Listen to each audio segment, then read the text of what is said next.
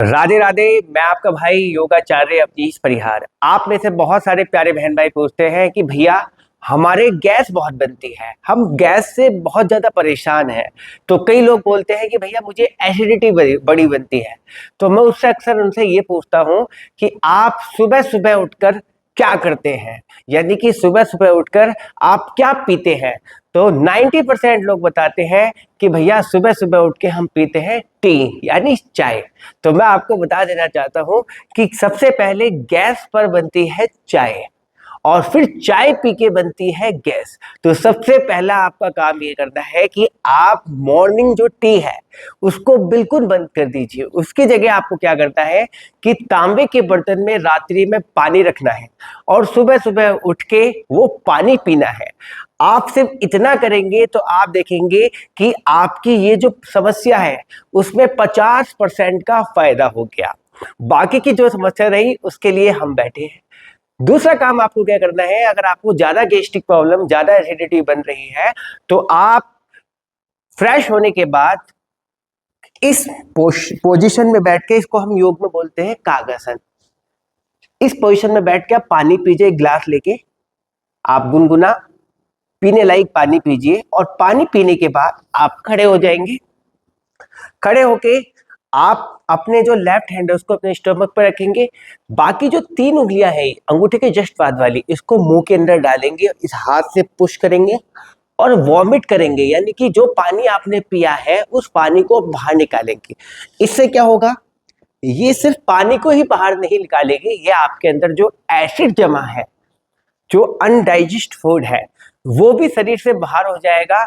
और जैसे ही वो शरीर से बाहर होगा आप देखेंगे कि आपकी जो एसिडिटी की प्रॉब्लम है, आपकी जो गैस्ट्रिक प्रॉब्लम है वो ठीक होगी। और सबसे अच्छा फायदा कि पहले ही दिन से आपको हल्कापन फील होने लगेगा, आपको एनर्जी फील होने लगेगी और आपको रात में आएगी अच्छी नींद। दूसरा काम आपने ये किया। अब कुछ योग के आसन भी हैं, अगर आप रेगुलर उन्हें करते हैं तो निश्चित रूप से आपकी जो गैस की समस्या है, एसिडिटी की जो समस्या है, मोटापे की जो समस्या है, पेट से संबंधित जितने भी विकार हैं वो सारे ठीक हो जाते हैं। तो सबसे पहला हम आसन करेंगे, कौन सा आसन, जिसके नाम में ही उसका लाभ छुपा हुआ है, पवन मुक्त आसन। देख लीजिए, पवन यानी वायु और मुक्त यानी दूर करने वाला। तो पवन मुक्त आसन के सबसे पहले आप पीठ के बल, कमर के बल लेट जाएंगे। आपकी हथेलियां जो है थाइस के पास रहेंगी। दोनों पैरों को आप घुटने से बैंड कर लेंगे। थाइस को पेट की तरफ आप पुश करेंगे, दोनों हाथों को घुटने के ऊपर से इंटरलॉक कर देंगे। जब थाई स्टमक के साथ टच हो जाए फिर आप गर्दन को उठाएंगे और दोनों घुटनों के बीच में नोस्ट्रल, चिन या फोरहेड को लगाने की कोशिश करेंगे और कुछ देर इसी स्थिति में रुकेंगे। कई लोग तो जिनको ज्यादा गैस्ट्रिक प्रॉब्लम होती है, जैसे ही वो करते हैं तुरंत के तुरंत उनकी गैस पास होने लगती है। कुछ देर, कम से कम 30 सेकंड से लेकर आप 1 से 1.5 मिनट तक इस पोस्चर में रुकेंगे। जब आप कुछ देर इस पोस्चर में रुक जाएंगे फिर आप इसी में रोलिंग कर लेंगे।